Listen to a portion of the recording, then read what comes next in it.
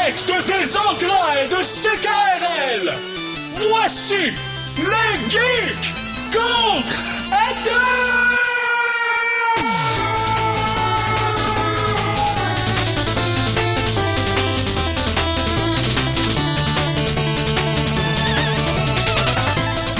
Samedi le 28 novembre 2015, bienvenue à cette nouvelle édition des Geeks contre-attaque.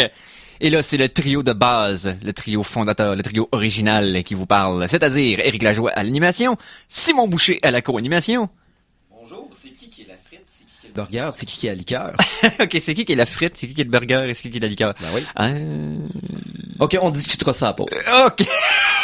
Et à la mise en onde, Mikey G. Ben oui, je suis là, puis je vais continuer d'être là, puis on va continuer de patiner, peut-être acheter une shop de patins, puis...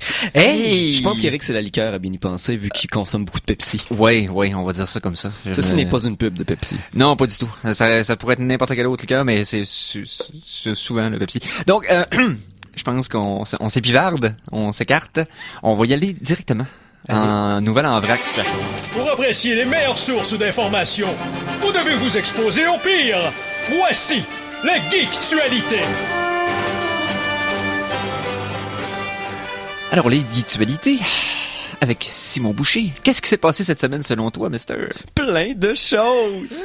Ouh. Hey, je sais, hein? Oui, je partage mon enthousiasme envers le fait qu'il se passe des choses à l'extérieur de ma propre vie, dans l'univers qui est magnifique et gigantesque. Ok, on commence par quoi? On va commencer avec de la mort! Encore! Ben oui. Encore! Mais tu sais, on va se prendre une vieille mort. Une mort de quelques milliers d'années, même, oui. Tout en Camon. Oui. Bon, vous savez, ce roi d'Égypte qui, à un certain moment donné, est mort. C'est un fait. Désolé, guys. Oui, non, c'est ça. Too soon, man. Désolé. Mais bon, depuis plusieurs années, on se dit, il y a probablement quelque chose d'autre dans sa tombe. Il y a eu des recherches pour essayer de trouver de quoi, mais là maintenant, les dernières recherches démontrent qu'il y a 90% de chances qu'il y ait encore des salles cachées à l'intérieur de sa pyramide, de son système mortuaire. Ok, oui. Ici, d'après des recherches d'archéologues britanniques, il y aurait, avec des radars qu'ils ont utilisés à l'intérieur de sa tombe, ils ont découvert que derrière un gigantesque mur rond se cacherait probablement, d'après les sonars, une pièce supplémentaire. Donc là, ici, le problème, c'est qu'il faut défaire un mur, qui a une valeur inestimable. Effectivement. Pour aller vers une pièce qui n'existe peut-être pas. C'est ça, parce que c'est ça un peu, si, mettons, il y a des auditeurs qui se posent la question, écoute, ça fait comme 100 ans qu'on explore les mêmes places, puis on pense qu'il y a d'autres endroits qu'on n'a pas vus, c'est que le but, c'est d'être capable d'explorer sans endommager. Là. C'est là c'est là que les systèmes de sonar et les systèmes de radar sophistiqués vont venir aider les archéologues à faire le moins de dégâts possible pour en trouver le plus possible. Voilà. Donc, ça, les sonars, ils trouvent qu'il y a quelque chose d'autre. Et d'après les estimés et les indices, ce serait peut-être même l'endroit où serait enterrée la célèbre reine Néfertiti. Oh, qu'on n'avait jamais trouvé auparavant. Mais non, elle serait peut-être cachée justement là à l'intérieur. Le tout, si jamais c'est vrai, ça pourrait être très bon pour le tourisme de l'Égypte, qui d'ailleurs bat un petit peu de l'aile dans les dernières années, surtout que c'est bien beau les pyramides, mais il n'y a pas eu de nouveau boom d'intérêt depuis... Non, je te dirais que Napoléon est allé tirer du canon sur le Sphinx. Donc, sans compter que je dirais que l'atmosphère politique des dernières années, c'est peut-être un peu mettre une petite douche d'eau froide sur l'enthousiasme des touristes. Là. Et voilà, donc ça pourrait peut-être restimuler les égyptologues en herbe qui voudraient aller découvrir peut-être les trésors incroyables qu'on pourrait trouver à l'intérieur de la pyramide. Oui. Parce que surtout que c'est une pièce cachée. Des tombes égyptiennes, il y en a pour les fous, pour les fins. Le problème, c'est qu'ils ont tous été pillés plusieurs fois dans les 3000 dernières années. Oui. Ici, c'est une chambre cachée. Les chambres, c'est les chambres vierges, jamais explorées, qui ont encore tout leur contenu, qui sont rares. Et si c'est le cas, c'est une des plus grosses découvertes archéologiques égyptiennes depuis très longtemps. Oh, alors on reste informé, puis on vous informe si certains archéologues vont libérer des gaz empoisonnés ou des scarabées royales. Ou, s'ils doivent traverser un pont invisible et choisir le bon réceptacle pour boire l'eau du Christ. Ou si un homme hybride arachnidé avec la face d'un lutteur connu va se mettre à se battre contre eux. Donc, toutes ces spéculations... J'ai essayé de vous retrouver ça d'ailleurs. Il y avait des rumeurs pour qui jouerait le roi Scorpion dans les prochains rois Scorpions. Je vais essayer de retrouver ça pour tantôt. Ah, parce qu'ils veulent en faire d'autres. Ben oui. Oh, Ils veulent une nouvelle trilogie. Voyons donc, tu veux faire une nouvelle trilogie de tout, Eric. Ouais, ok. Tu sais, le trio original, la nouvelle trilogie, la Sainte Trinité, c'est toujours 3, 3, 3, 3. Ok, oui, on va... Je viens de dire 3 séries de 3 en plus, hein? C'est 3 exposés en 3, ça va Je bien. viens de confirmer, les Illuminati sont en studio, probablement derrière ce fil électrique. Ah, oh. Hey, on continue à parler de mort. Alors, vu que Ben t'es oui, parti. ben oui. Vu que t'es parti. Ben oui, mais aussi on va parler de Star Wars. Oh. Oh. ok. Mais oui, on va parler d'un... Connaissez-vous le droïde Astromech R2KT? R2 côté, c'est pas le droïde orange Ouais. qui frie pendant l'annonce? pas Non, ça? c'est un R2D2 avec une peinture alternative rose. Ok.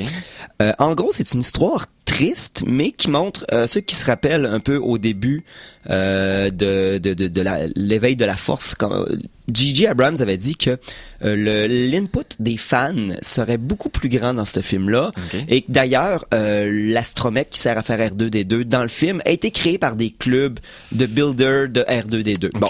Ok. Mais là, ici, on vient d'avoir une confirmation d'une histoire triste, mais en tant que telle, du respect envers ces fans-là. Il y a déjà plusieurs années, en 2004, Albin Johnson a découvert que sa petite fille commençait à avoir des problèmes, arrêtait pas de tomber. Ils sont allés voir les médecins, bon, ils ont découvert que elle avait des tumeurs au cerveau et qu'il lui restait probablement 1 an à vivre. Oh. Fait qu'en partant, regarde, ici on parle en 2004. Fait que donc, techniquement, elle est morte. Bon. Spoiler. Comment? Bon. Continue. Bon. Mais Monsieur Johnson, il est quand même pas n'importe qui. C'était le fondateur de la 501e Légion. Oui, oui, oui. Est-ce que vous connaissez la 501e Légion à la maison? Fais une petite... Vas-y, oui, Eric. je sais c'est quoi, mais fais une petite Ben, entre autres, la 501e Légion, c'est un genre de fan club, Oui. ok, de Star Wars, qui, eux, ont formé leur fan club comme comme si légion c'était de une légion de Stormtroopers. Stormtroopers. Donc, ils font leurs propres armures avec leur propre insigne de légion, et ils ont toujours été présents dans beaucoup d'événements dans les 10, 15, 20 dernières années. Et ils ont eu la reconnaissance de Lucas et de l'héritage Star Wars en ayant eu des apparitions et des caméos dans les séries et même aussi dans la trilogie des prequels, là, qu'il y a eu une référence à la 501e Légion. Donc c'est des fans qui ont poussé ça loin puis qui ont eu la reconnaissance des créateurs. Là. Fait que là, t'avais une famille de fans de Star Wars que leur petite fille était en train de mourir. Fait qu'en discutant avec des amis, le père, il a eu une idée. On pourrait créer un robot R2 pour veiller sur la petite pour ces dernières années. Tu sais, ce serait comme du réconfort puis un gros jouet. Oui. Fait que là, ils ont commencé à contacter les clubs de bricoleurs de robots R2 parce qu'il y en a plusieurs. Et ils ont commencé à en fabriquer un. La petite fille s'appelait Katie, fait que c'est le R2KT, R2 Ok. Katie. Katie, Et voilà. Et ils ont commencé à le fabriquer. Là, vous allez vous dire, bon, ben, c'est bien cute comme histoire, mais non. La générosité va encore plus loin parce que c'est long de fabriquer un R2. Puis ils sont rapidement rendus compte que le temps de fabriquer le droïde, la petite fille serait morte. Oh. Fait qu'il y a un fan cinglé qui a repeinturé son propre R2 personnel Ok. et l'a envoyé à la petite pour, dans le fond, eux autres, ils ont continué à fabriquer l'autre pour le renvoyer en remplacement. Et bon, elle a eu le R2, elle a pu passer ses derniers moments de sa vie avec un R2, tout simplement avec le rose à la place du bleu, Oui. parce que c'était la couleur préférée. Et là, les rumeurs disent, le père a confirmé que durant le tournage de La Force se réveille, Gigi a demandé à ce que le robot soit envoyé à Londres lors de certains moments de tournage. On n'a aucune idée qu'est-ce qu'il va faire, mais le robot se trouve dans les séries de dessins animés avec le nom réel. Il va maintenant se retrouver dans La Force se réveille. Donc, ce robot-là, cette histoire-là, a créé un personnage supplémentaire dans le canon de Star Wars. Wow. Honnêtement, ça, c'est touchant, là. Ben oui, tout à fait. C'est C'est les deux choses que j'aime, les petites filles mortes puis les robots. non, là. C'est bon. Parce que ça a mal sorti, hein? Non, oui, oui, ça va le sortir. Dans le contexte, je comprends. On est rendu là! Ouais, on est rendu là. mais, par contre, ça prouve une chose par rapport à Star Wars, c'est Les fans sont dédiés. le Ah ouais. dévouement des fans est Ah oui. hors comparaison, là. C'est quelque chose de très fort et c'est quelque chose qui nous montre aussi que ceux qui ont maintenant la franchise dans les mains respectent beaucoup ce que les fans apportent comme produit. Donc, hey, tu nous as parti un petit teaser du thème, fait qu'envoyez donc pour la tonne de la semaine numéro 1. Ah oui, là. La chanson de la semaine! Alors, chanson de la semaine numéro 1, c'est une chanson que ça faisait 1 ou 2 semaines que j'avais l'intention de faire jouer, puis là, j'ai décidé de la mettre cette semaine. Donc, on y va y aller avec un groupe qui s'appelle les One-Ups. Les One-Ups, en fait, qui reprennent la musique des jeux vidéo avec tout un band au complet de musiciens. Donc avec les vents, avec les cuivres, avec tout. Et on y va avec la pièce Kirby. Dans le fond, c'est du jeu Kirby Dreams Land au Game Boy ou Super Nintendo, je me rappelle plus lequel. Là. Non, c'était All Star au Super Nintendo, donc c'est Kirby Dream Land, c'était au Game Boy. La pièce titre, dans le fond, le thème de Kirby, repris par One Ups, et c'est sur de leur album Volume 1 qui est sorti en 2004. Oui. Puis au retour de la chanson, on va parler de Cyberplante. Oh.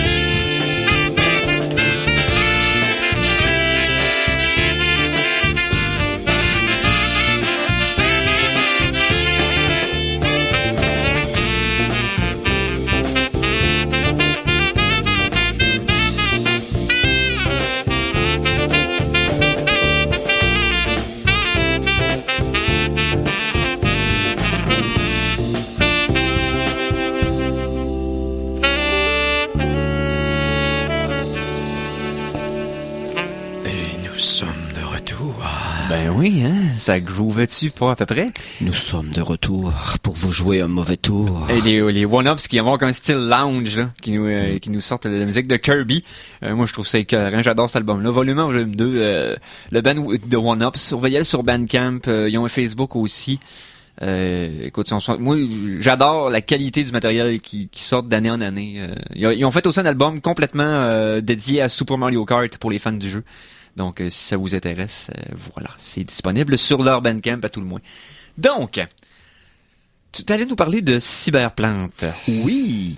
À quel degré tu nous parles de cyberplantes? Mettons qu'on dit une rose. Une Oui, rose, c'est oui. une plante standard Ouais, une fleur. qui conduit l'électricité, OK. qui reste vivante Ouais. et qui, en plus, peut, dépendamment des courants électriques que tu envoies, changer de couleur ou des choses comme ça. OK. OK, c'est... Ah. OK.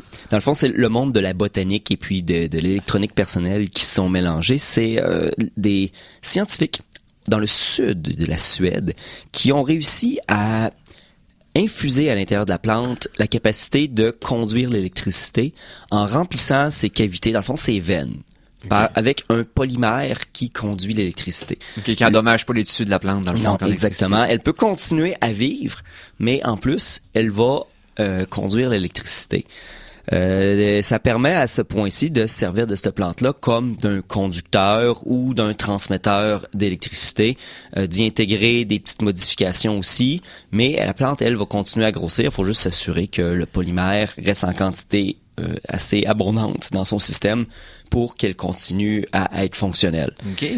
Ça peut, bon, on a toujours dit, si les arbres donnaient du Wi-Fi, on aurait des arbres en maudit dans nos villes. Et voilà, Ouais. je viens de régler la situation. C'est vrai, sans compter que le monde dit tout le temps, ah, je suis perdu dans le bois, on n'a pas de signal, là, ça serait plus le cas. Ben dans le oui. fond. Mais il faudrait qu'ils mettent du polymère dans toute la nature, là, ça deviendrait un petit peu une question éthique je Oui, dirais, à non. ce moment-là. Là. Mais j'avoue que de mélanger les deux, c'est quand même le fun, puis ça va peut-être améliorer les paysages urbains d'ici une quarantaine d'années, on ne sait pas. Oui, puis ça va permettre aussi de cacher de l'électricité dans des décorations intérieures ou des choses comme ça. Oui. Si chez vous, tu as une grosse plante qui, en plus, est ton antenne d'électricité pas d'électricité sans fil, mais mettons de le Wi-Fi de lumière, le Li-Fi Oui. ou des choses comme ça, tu peux te servir de structures vivantes pour cacher de l'électronique qui est déplaisant, ton maudit modem puis ton routeur qui sont vraiment lettres sur une table que tu essaies de cacher derrière quelque chose, mais tu peux pas vraiment le cacher parce qu'il faut que ce soit visible parce que sinon tes antennes marchent plus. Ben, ça réglerait ce problème-là. Parce qu'honnêtement, c'est lettre, on a suffi d'auteur. Hey, on parle d'énergie, là. Oui. Aimez-vous ça, le vélo? Aimez-vous Ben- ça faire du vélo ou c'est c'est une nécessité, c'est un plaisir? Ben, j'étais encore. Ben, moi, c'est une nécessité, mais j'en fais. Je suis venu aujourd'hui en vélo. Bon, ben, Donne une idée. Là. T'es une mauvaise personne. Comment Quoi? Non, continue. il y a, Continue, s'il vous plaît.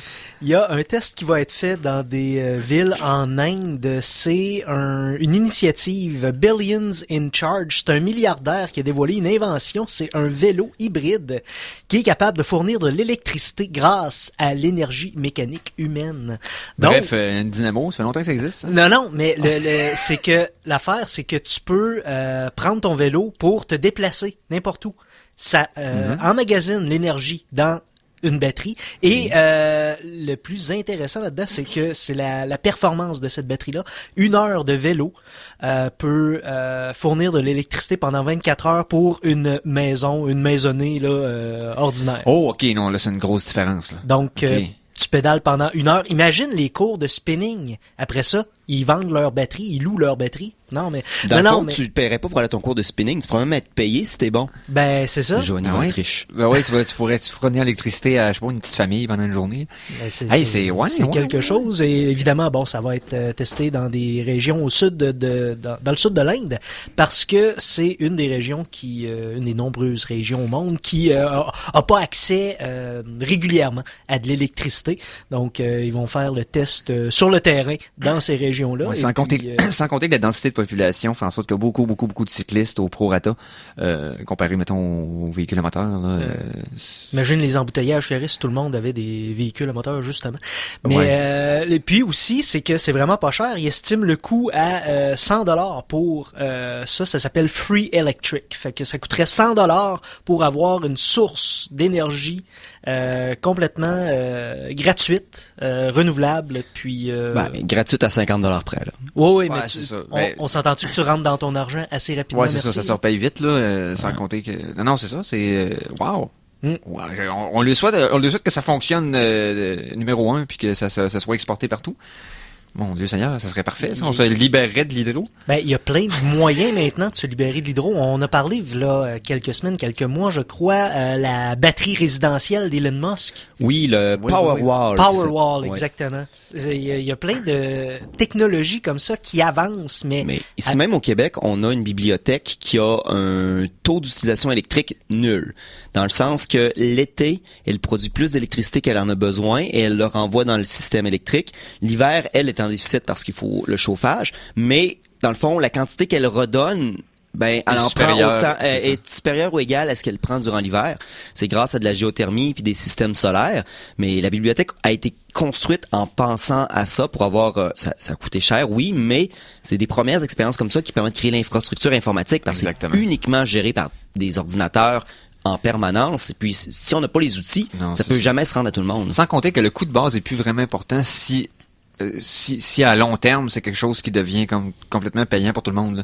Je veux dire, il faut pas regarder ça comme ça coûte cher sur le coup. Ouais, mais c'est parce que tu sauves de l'argent. Il y avait terriblement. calculé que ça prenait 10 ans avant de rentabiliser. C'est 10 ans ou 30? Faudrait que je retrouve les chiffres. Ouais, je dirais pas n'importe quoi. Mais ça se rentabilisait, mais c'était long parce que c'est quand même cher à produire. Mm-hmm. Mais dans le point de vue d'un bâtiment public, ça peut valoir la peine parce que c'est des bâtiments qui sont là pour être longtemps.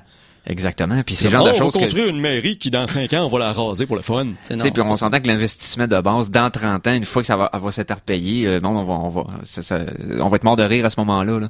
On n'aura pas de regrets. On va être mort aussi par les robots qui vont pris possession du monde. Peut-être. On sait pas à quelle date la singularité. Là, on attend une date. Oui, je devrais l'avoir. Mon iPhone va me le dire. Puis en même temps, qu'il va dire tu es mort, Simon. On devrait faire un poll genre qu'est-ce qui va arriver en premier, la singularité ou Half-Life 3. Donc on s'en genre. Hey, voulez-vous qu'on parle un peu de vie? Parce que tantôt j'ai commencé avec la mort. Okay, puis là, je vois qu'on s'approche de la pause. Okay. Fait que je me disais, on pourrait parler un petit peu de vie avant de passer à la pause. Oui. Les singes. Les singes. C'est vivant, des singes. Oui, tout à fait. Pour la plupart. Non, c'est pas tout ce que j'avais à dire. Non, j'espère. Aux États-Unis, il reste encore ce qu'ils appellent 50 singes d'urgence. Des singes d'urgence. Des singes d'urgence. C'est l'Institut national de la santé a encore 50 singes chimpanzés d'urgence en cas qui ont besoin de faire des tests sur les singes parce que maintenant, éthiquement, c'est plus acceptable. On fait plus de tests sur les singes aux États-Unis, mais ils en ont gardé 50 au cas où. Okay. Puis là, ils viennent d'annoncer que c'est beau. On va libérer ces singes-là. Ils vont pouvoir aller prendre leur retraite dans une réserve phonique pour singes. Libérez les singes d'urgence! Et voilà. Emergency Monkey. Et fait que voilà. Fait que à partir de maintenant, les États-Unis n'auront plus leurs 50 singes d'urgence. Que Dieu les protège. Okay, bon, on sait pas ce qui peut se passer quand t'as plus de singes d'urgence. Ben là, c'est quand l'urgence se présente puis t'as pas de singes. Une urgence qui nécessite des singes, c'est pas une urgence habituelle. Hey, les gars, pour Noël, moi, je veux un singe d'urgence.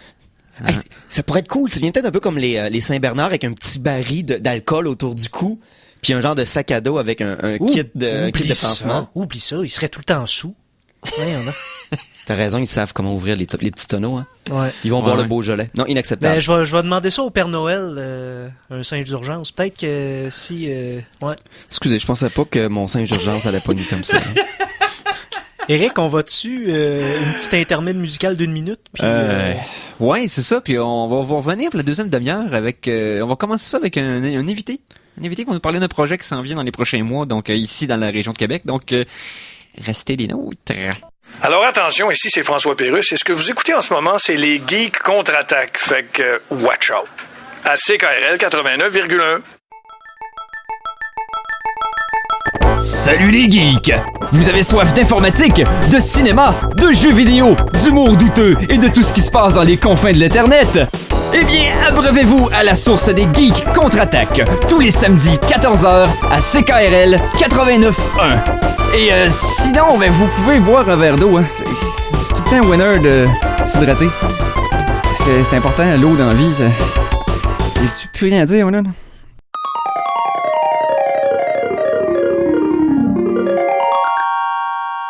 De retour de la pause, revoici les Geeks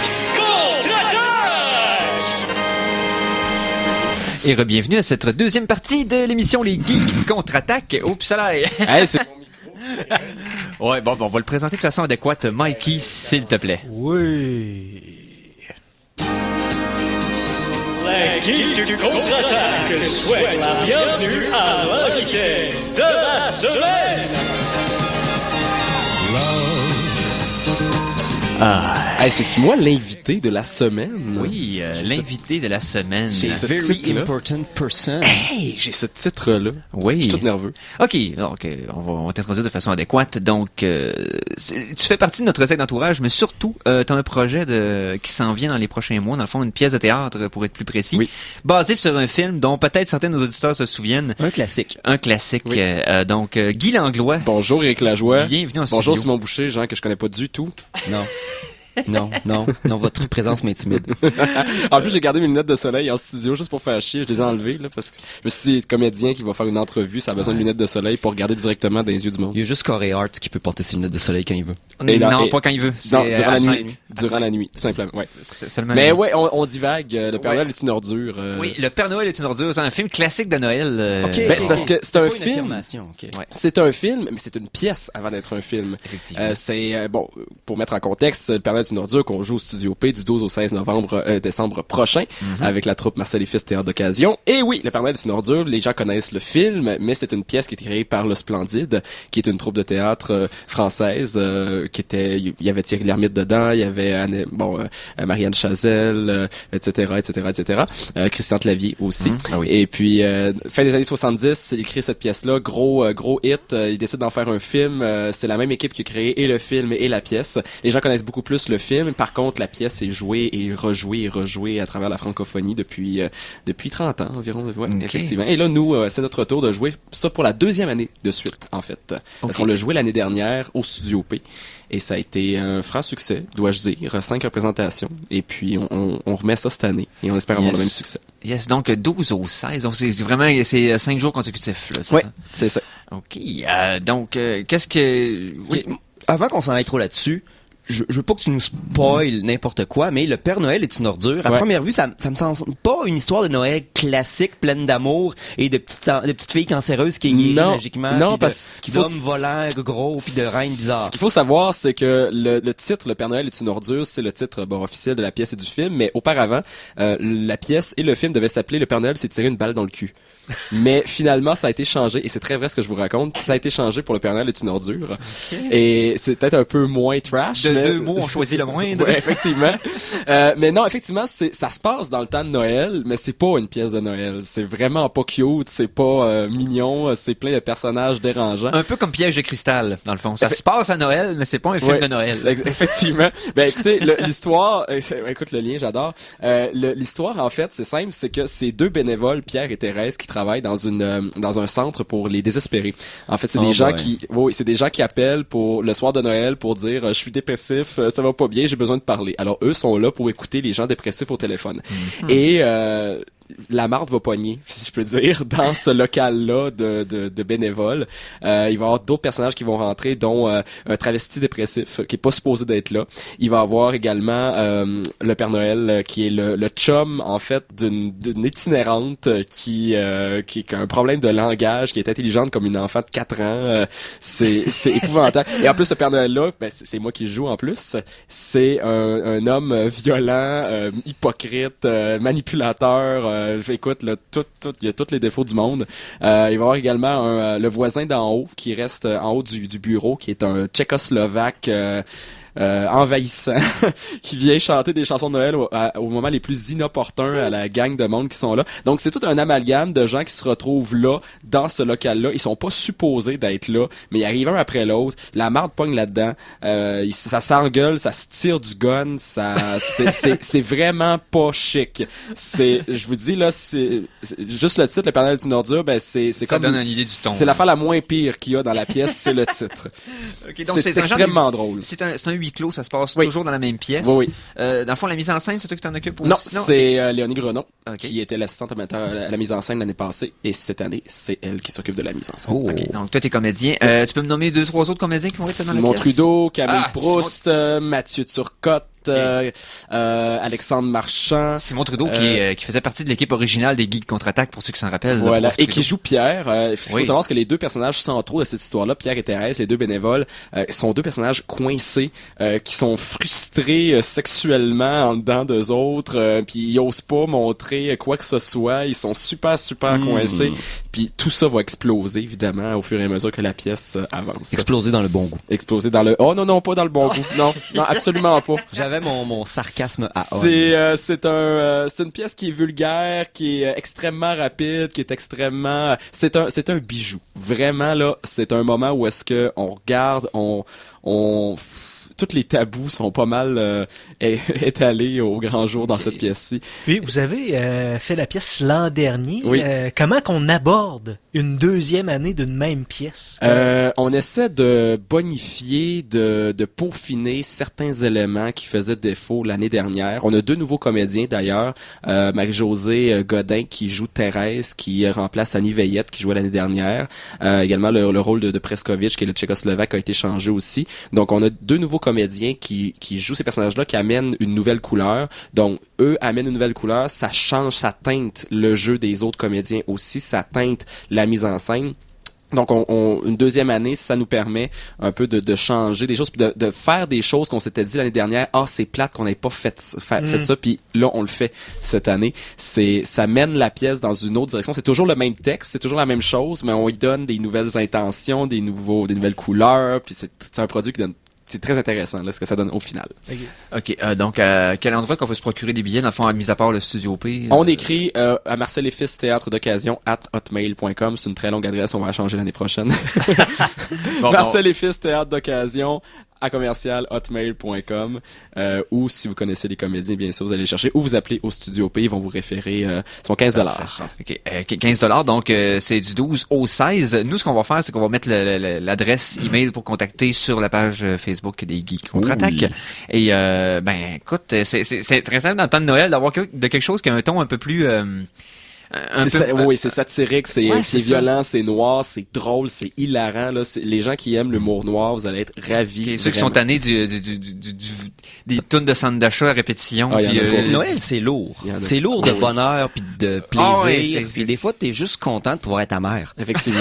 c'est totalement, c'est un exutoire, cette pièce-là, c'est admirable. Puis en plus, au Studio P, c'est une salle, les gens qui sont jamais allés au Studio P, c'est une salle qui est multidisciplinaire, donc il y a plusieurs lancements de livres, de disques qui se font là, des spectacles, de l'impro, etc., et du théâtre aussi. Puis c'est une salle qui est super conviviale. Il y a un service de bar, donc on peut prendre un verre, s'asseoir, on regarde la pièce. Les comédiens sont très proches en plus du public. Il n'y a pas une scène à proprement dit. Donc on joue à quelques pieds du public. C'est admirable. Les gens sont vraiment imprégnés dans l'expérience. Puis ça se tape sur les cuisses. Puis nous, l'année passée, je me souviens quand on a joué la pièce, il y a plusieurs moments. Puis les autres comédiens aussi, le public est tellement proche, les réactions sont tellement fortes que on est sur le bord de décrocher là, à plusieurs endroits. C'est très difficile comme comédien de jouer cette pièce-là parce qu'on est toujours sur le bord de rire. Ouais, j'avoue que cette proximité-là doit être fascinante pour eux. Donc, hey, c'est parfait. Donc, ce qu'on va faire, c'est qu'on va... Mikey? Ouais, ben oui. Okay. Ouais, OK. La chanson de la semaine 2! Alors, tu vas rester avec nous pour le reste de l'émission. Okay, je vais remettre mes lunettes de soleil. OK. Puis, ça, je vais faire chier, voilà. Voilà. OK. Quoique de mettre ou enlever tes lunettes de soleil une émission de radio, c'est comme pas vraiment... Non, mais maintenant, les gens savent que j'ai des lunettes de soleil, fait qu'ils peuvent m'imaginer en train de... On le sent dans sa voix aussi, là, un petit peu plus de méchanceté. Voilà. Donc, chanson de la semaine numéro 2. Et là, je me base sur un jeu vidéo qui, lui aussi, est révérencieux et qui a causé beaucoup de controverses à sa sortie. On parle de Leisure Suit Larry in the Land of the Lounge Lizard. Ceux qui se souviennent de ce jeu-là au PC, qui est un jeu de la compagnie Sierra qui faisait des RPG, des point and click, comme on appelait. Je peux te faire une parenthèse?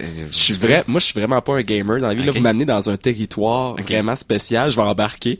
Mais, tu sais, moi, je suis plus du genre à jouer à Mario Kart avec des amis pendant un party, mais c'est à peu près tout ce que je connais des jeux vidéo. Leisure Suit J'ai hâte Larry. de voir. Leisure Suit Larry, grosso modo, c'est un Gino Camaro.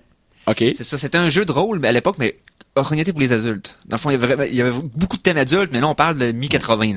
Ça existait pratiquement pas dans le décor. Le gars, il est petit, il est laid, mais il est horny as fuck. Ouais. Imagine-toi Éric Lajoie dans un saut de blanc. Non. Qui essaye C'est pas une d'aller bonne- cruiser des Ben écoute, modèles. il y a plus grand chose qui m'impressionne d'Éric Lajoie. Je l'ai tellement vu dans des situations abracadabrantes sur la scène La d'improvisation. différence, c'est que- qu'Éric Lajoie, il est capable. Oui. Ok. Mais, Mais ça, j'en doute pas. Larry, il faut que tu ouais. triches, que tu mentes puis que tu voles pour réussir à peut-être aller dans un spa avec les modèles suédois. C'est ça le but du jeu. C'est ça. Reste que c'était un jeu de rôle sur PC qui était normalement orienté vers les jeunes, mais ils ont décidé d'en faire un pour les adultes. Ça a eu un franc succès, surtout ça a eu un succès dans le sens que ça a été beaucoup piraté, puis on pouvait pas nécessairement pirater le jeu, fallait vraiment l'acheter parce qu'il te demandait des codes qui étaient dans le livre seulement. Puis Mais les premiers, il y avait C'est- même des questions que juste les adultes pouvaient trouver. ouais, connaître des la questions réponse. politiques, de fait comme ça, juste pour comme valider le jeu. Et bref, c'est un jeu classique. On va écouter une pièce qui est sortie la semaine dernière sur OC Remix. C'est du remixeur Chimpazilla et Will Rock, et ça s'appelle tout simplement Larry. Vous allez reconnaître le thème, mais avec un solo de guitare à vous arracher les yeux de la tête. Donc on écoute ça, on vous revient pour la suite et la fin des Geeks qui contre-attaquent. Oh, okay. I can't wait for this next one. This is sweet. Really, really like the style and the mood of the track. Upbeat, loving it. It's got a really sweet driving beat to it. This is actually pretty sweet. Wow. Good groove, great percussion that drives the track along. Like I said, the beat is tight here. It's just an amazing listening experience. Dude, this is epic. This is some epic shit right here. This is amazing.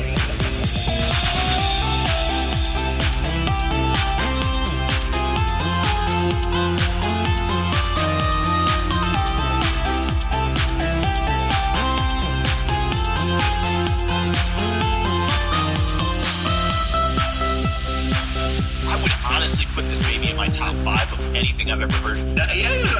Well, sure, I guess. What? Yes.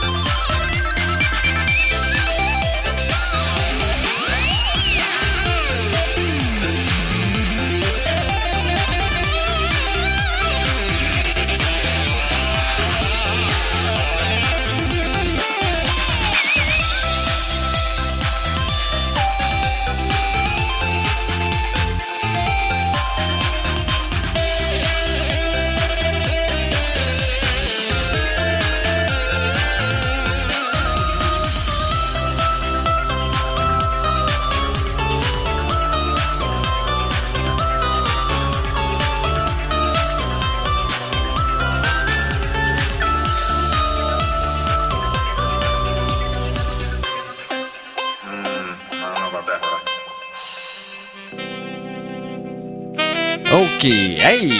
On est reparti dans le... Voilà. Alors, c'était la pièce Larry. Ça, c'était de Chimpazilla et Will Rock. C'est disponible sur ocremix.org. Et c'est bien sûr pour rendre hommage au jeu Leisure Suit Larry in the Land of the Lounge Lizard. Quel festival de hell! Donc...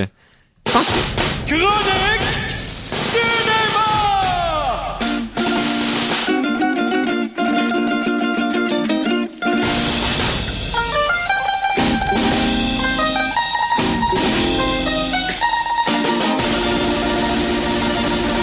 Ah, et C'est c'est donc ça. ben drôle, votre jingle. Ah oui, j'aime ça. c'est une version ukulélé du thème de 28th Century Fox. Il manque juste Ralph, là.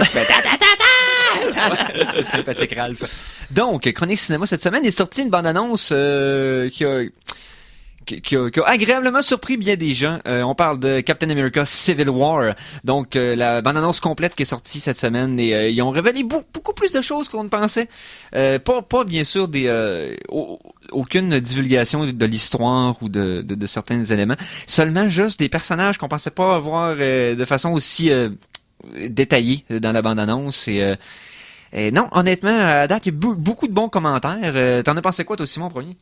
J'ai aimé le fait que, bon, on va être clair en commençant, Civil War est basé sur la bande dessinée, une série de bandes dessinées Civil War, mais comme les frères Rousseau ont spécifié, c'est uniquement l'esprit parce que la série était pas bonne. Ça avait mal fini. Ça avait fini par une affaire importante, là, par la mort de Captain America dans les BD, mais reste que ça a été comme ça. Les spin-offs étaient bons, mais le main story arc, entre guillemets, était peut-être... Fait que là, la bonne chose, c'est qu'ils ont gardé l'idée du conflit de, ben là, les super-héros, c'est comme des bombes nucléaires, faut que t'es contrôles. Puis les gens qui disent, ben là, non, on n'est pas des putes du gouvernement. Et en même temps, ils ont gardé le point de vue. C'est pas un Avengers, c'est un film de Captain America. Fait que ça focus sur monsieur, je possède un bouclier et j'ai des problèmes mentaux. Et ça focus vraiment sur le personnage au travers d'une guerre civile qui éclate, dont il est le centre, et non pas sur tout ce qui se passe autour, comme la BD. Fait que le film a des chances d'avoir un focus que les BD ont pas eu. Fait que ça a l'air bien parti, ça reste à voir. Parce que t'as moins de super-héros à gérer que dans l'arc d'histoire de la BD, parce que dans le fond, c'était comme l'entièreté des super-héros qui étaient séparés en deux clans. Donc là, ils se battaient entre eux. Alors que là, t'as moins de super-héros à gérer, t'en as peut-être une quinzaine, mais ils en ont rajouté quelques-uns dans le film qui vont être intéressants. Visuellement, on a vu pour la première fois Black Panther. Qui est un personnage qui va avoir son film, lui, dans 3 ou 4 ans, là, ça va être repoussé. Là. Oui. Intéressant ce qu'ils ont fait avec le design, dans le sens que c'est minimaliste, mais ils ont rajouté des petits... Je sais pas, des petits... C'est un peu moins tribal et plus technologique. Exactement, mais étant donné le background, entre guillemets, du personnage, ça va se justifier probablement dans son histoire. Ensuite, on a vu un peu aussi de quoi aurait l'air... on veut à peine Scarlet Witch un peu dans son nouveau rôle avec... Mais là, pas besoin d'énumérer ce qu'il y a eu dedans. Beaucoup de monde l'ont vu sur la maison. Toi, Eric, t'en as pensé quoi? Dans le fond de ton cœur. Okay. D'un, ce que j'ai été très satisfait de voir dans cette bande-annonce-là, c'est que comme Captain America Winter Soldier... Et aussi le premier Captain America, on va être honnête, c'est la série à l'intérieur de l'univers de Marvel dont les chorégraphies de combat sont de loin les meilleures. Et ce qu'on a pu voir juste visuellement dans les combats, les coups, la façon que tout est chorégraphié, c'est des ligues au-dessus de ce qui se passe. Même dans les Avengers, c'est qu'il y a quand même il y a quand même des passes d'action qui sont quand même intéressantes, qui sont le fun, qui sont comme créatives. Mais juste le pur combat à main nue dans les Captain America, spécifiquement Winter Soldier, c'était fantastique, là, je veux dire. Puis dans celui-là, on s'en a remis l'emphase là-dessus aussi. Et encore une fois, ce qu'on a vu dans l'annonce qui est beau dans le combat, c'est quand c'est personnel. Le combat à 3, Capitaine, Bucky, Iron Man, qui se battent à quelques collés l'un contre l'autre. Oh, oui. Tu disais Winter Soldier, le combat dans l'ascenseur, était pas oublié. C'est des films que Avengers vont très grands. Eux autres, ils vont très focusser sur le personnage, puis les scènes sont beaucoup plus serrées. Puis c'est ça qui rend ces films-là souvent moins difficiles à suivre que les grosses orgies d'explosions puis de laser que sont devenus les autres. Et sans compter qu'on va jouer d'un avec le fait que, Robert Downey Jr., on le voit moins parce qu'ils font plus de films de la série d'Iron Man pour l'instant. Son personnage avait été très important dans le premier Avenger. Beaucoup de développement de son personnage dans le premier, dans le deuxième un peu moins. Mais dans celui-là, tout va reposer en gros sur une performance d'acteur entre Chris Evans et Robert Downey Jr. parce que c'est les deux leaders de chacun de leurs factions. C'est-à-dire celui qui veut que les super-héros soient enregistrés, soient codés, soient fichés. Tandis que celui qui veut pas... C'est lequel qui est lequel? Dans la BD, puis j'imagine ça va être ça dans le film, c'est Iron Man est du côté du gouvernement puis il veut protéger le public du fait que les super-héros doivent être contrôlés. Alors que Captain America dit si on fait ça, dans le fond, c'est de l'oppression, puis dans le fond on risque de créer juste... Bref. C'est le fun parce qu'il avait déjà mis la table dans le dernier film des Avengers. Oui, c'est les événements du deuxième film d'Avengers qui ont causé les gouvernements à investiguer cette situation-là. Fait que c'est dans leur gros arc. On voyait déjà la différence de vue entre Tony Stark et Captain America se définir. Exactement, c'est des éléments subtils entre la rivalité entre les deux qui ont été placés depuis, en fait, le premier Avengers, depuis qu'on les a vus ensemble la première fois. Quand tu as un plan de film sur 15 ans, c'est n'importe quoi, là. Tu planifies 15 ans de films à coût de 2 à 3 par année. tu peux commencer à semer des graines comme ça, mais c'est juste complètement fou, là. Ben, c'est l'équivalent d'une série télé. Mais dans va 15 ans, tu te rends Ouais. compte que, non, c'est déjà commencé. Dans 10 ans, quel âge qu'on va avoir quand on va finir juste cet arc-là? Ben, moi, je vais avoir 21 ans. Oui. Mais- Oui. Mais toi, Toi, t'es un vampire.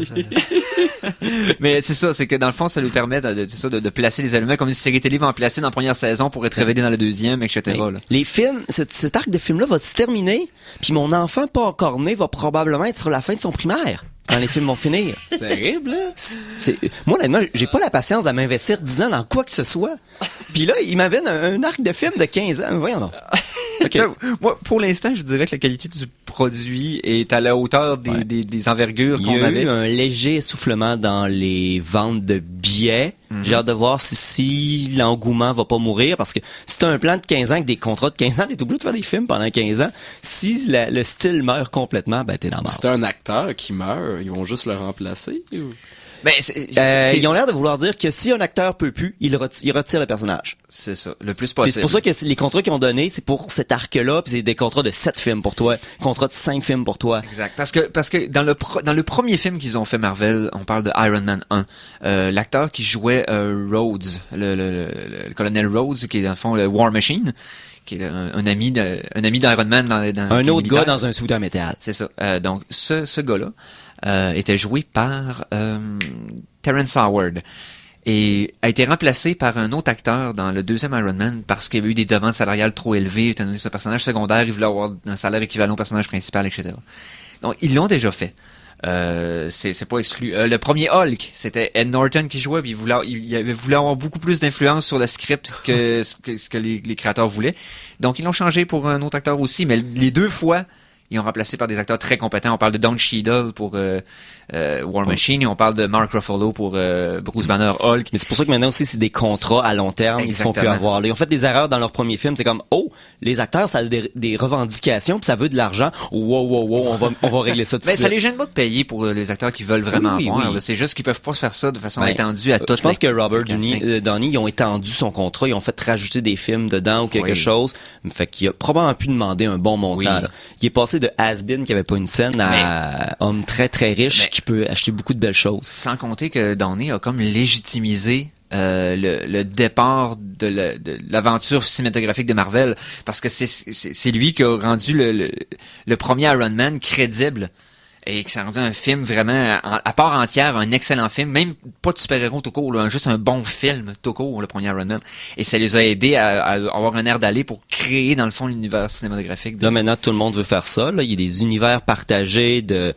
C'est juste fou, je veux même pas parler. C'est ça, c'est que Tout le monde dit, mon film fait partie d'une grande série d'autres films. c'est ça. Écoutez, moi, je suis pas un fan de films de super-héros. Oui. Donc, tu sais, la discussion qu'on a depuis tout à l'heure, je la suis. Mais je connais les personnages, là, Ouais. Captain America, tout ça. Mais comme un néophyte comme moi, qui regarde ça un peu de l'extérieur, je Oui. fais, mon Dieu, mais c'est pas le 7e qui sort en 4 ans avec Ok, le même c'est- personnage. C'est que Marvel, puis- dans le fond, il espérait pas le succès qu'ils ont obtenu avec les films. Ils espéraient avoir un succès correct, puis que ça va être le fun, puis que ça y revienne dans les argent, tout le kit.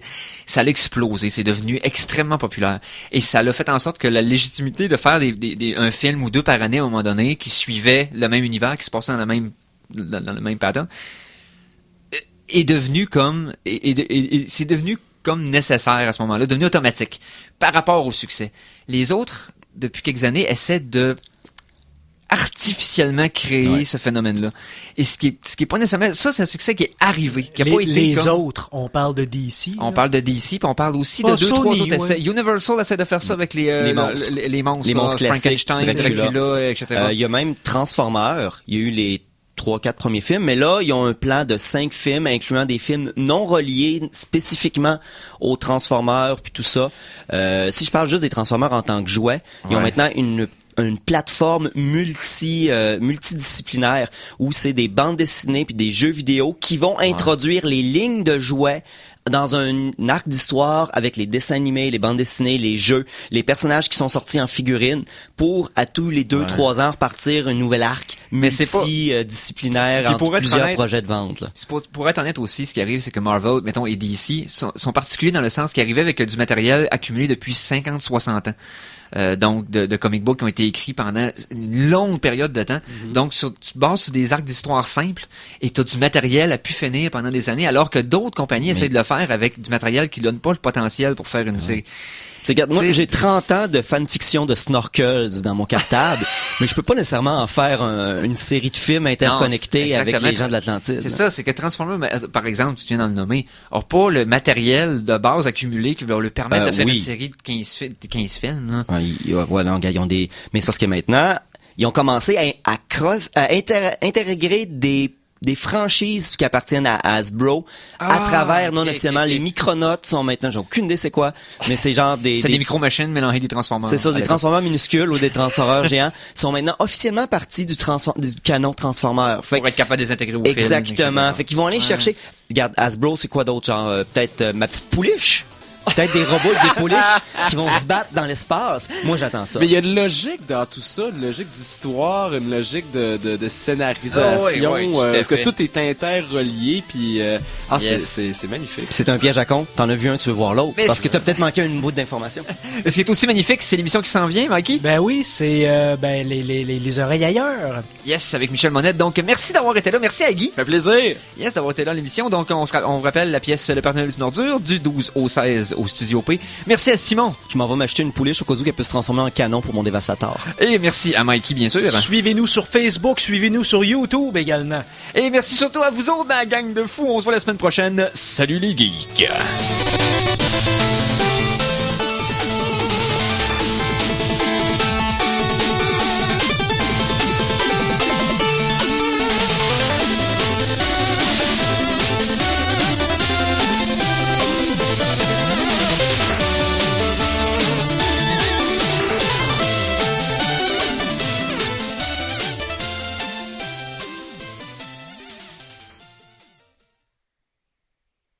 Téléchargez l'émission Les Geeks contre-attaque sur ckrl.qc.ca ou abonnez-vous à son podcast sur iTunes.